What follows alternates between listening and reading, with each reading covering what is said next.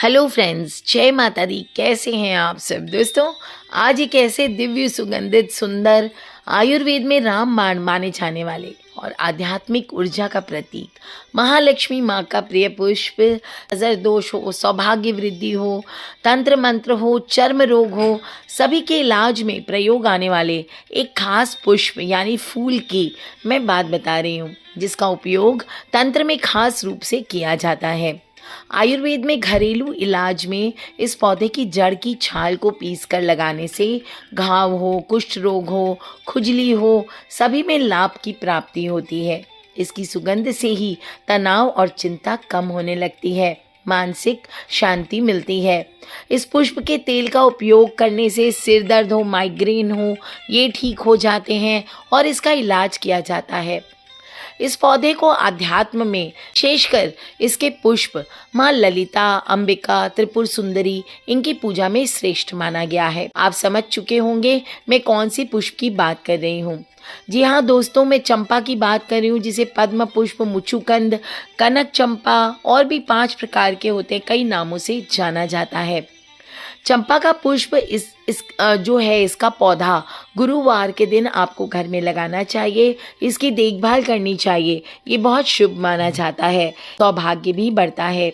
ये इतना चमत्कारी है कि अगर आपको समाज में मान सम्मान नहीं मिल रहा तो आप बढ़ाना चाहते हैं अपना मान सम्मान, ऊंचा पोजीशन आप प्राप्त करना चाहते हैं, तो गुरुवार को ब्रह्म मुहूर्त में विष्णु भगवान की पूजा करके 1 लोटे में जल ले लीजिए, थोड़ा गंगा जल मिला लीजिए और 5 चंपा के पुष्प उसमें डाल दीजिए।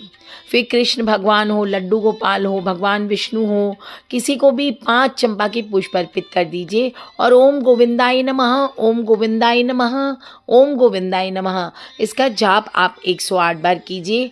अब इस जल को पूरे घर में आपको छिड़क देना है, बाकी बचा हुआ जल आपको सूरज भगवान को अर्घ्य दे देना है। दोस्तों, चंपा की जड़ को अगर हस्त नक्षत्र में ला करके बच्चे के गले में बांधी जाती है तो नज़र दोष हो, नकारात्मक ऊर्जा हो, इससे सुरक्षा होती है।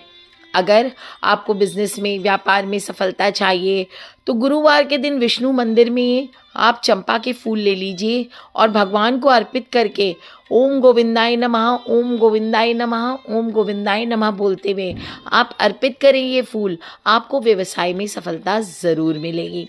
बिजनेस में नई सफलताएं पाने के लिए चंपा के बीज खरीद लीजिए और भगवान को अर्पित कीजिए। विशेष रूप से अक्षय तृतीया आ रही है तो अक्षय तृतीया के दिन आप ये कार्य कर सकते हैं। थोड़े से चंपा के बीज खरीद के लाएं। अगर आपकी कैपेसिटी नहीं है, कोई भी हत्ता जोड़ी, सियार सिंगी, कोई भी ब्रिक कस्तूरी, कोई भी महंगी महंगी चीज़ें जो लक्ष्मी कारक होती है इनको खरीदने की, तो आप थोड़े से चंपा के बीज खरीद लीजिए और इस दिन भगवान विष्णु को, माता लक्ष्मी को अर्पित कीजिए और ओम गोविंदाय नमः, ओम महालक्ष्मी नमः इसका जाप कीजिए अक्षय तृतीया के दिन। और फिर अगले दिन, अक्षय तृतीया के अगले दिन इन बीजों को अपने बाग बगीचे या जो भी कोई गमला है उसमें आपको लगा देना चाहिए। दोस्तों, भगवान विष्णु को चंपा के पुष्प अर्पित करने से वैवाहिक जीवन में भी प्यार बढ़ता है।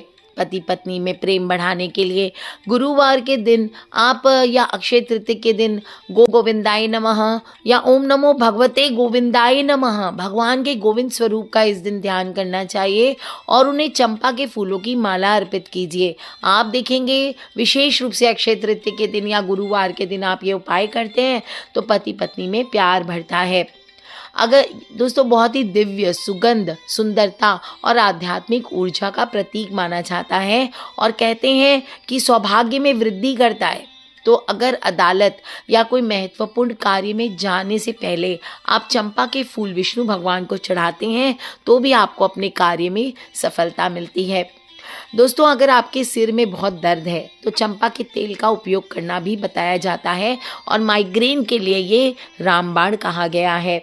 आपके घर में किसी बच्चे का पढ़ाई में मन नहीं लग रहा है तो गुरुवार के दिन चंपा के फूल की पत्तियां और फूलों से बच्चों के कमरे में आपको धूप देनी चाहिए और चंपा का अभिमंत्रित अत्तर अगर आपको प्राप्त हो जाता है, विशेष रूप से चंपा का इत्र अक्षय तृतीया के दिन माता लक्ष्मी के सामने रख के इसको सिद्ध करके अपने नाभि में लगाने से ये चमत्कारी होता है। इसमें बहुत सारी शक्तियाँ आती है, वशीकरण का काम करता है और कहते हैं कि क्लीम का जाप करके क्लीम या ओम श्रीम क्लीम गोविंदाय नमः, ओम श्रीम क्लीम गोविंदाय नमः, ओम श्रीम क्लीम गोविंदाय नमः, या फिर ओम क्लीम कृष्णाय नमः भी आप बोल सकते हैं। ओम क्लीम कृष्णाय नमः, ओम क्लीम कृष्णाय नमः, ओम क्लीम कृष्णाय नमः। और इस अत्तर को आप अर्पित करें श्री गोविंद को, कृष्ण भगवान को, विष्णु भगवान को, और पूरे दिन ये अत्र उनके सामने ही रहने दें। और फिर इसे अभिमंत्रित करके आप अपनी नाभि में या अपने कान के पीछे आपको लगाना चाहिए। विशेष रूप से आप देखेंगे किस प्रकार का वशीकरण आपके जीवन में होता है। आप किस प्रकार से हर कोई जिनसे आप मिलते हैं वो आपके वशीभूत होते हैं, आपके अंदर आकर्षण शक्ति बढ़ती है और आपके सभी कार्य सिद्ध होने लगते हैं। इसे आप चाहें तो अपनी नाभि में भी प्रत्येक दिन लगाएं, ये भी वशीकरण की शक्ति को बढ़ाता है।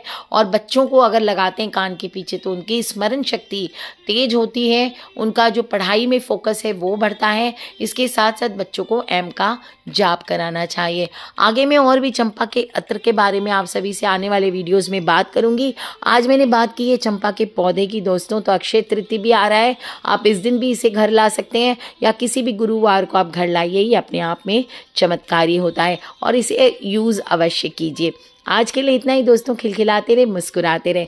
Take care friends, love you all. जय माता दी। बम बम भोलेनाथ की जयकारा, शेरा वालिदा बोल सांचे दरबार की जय।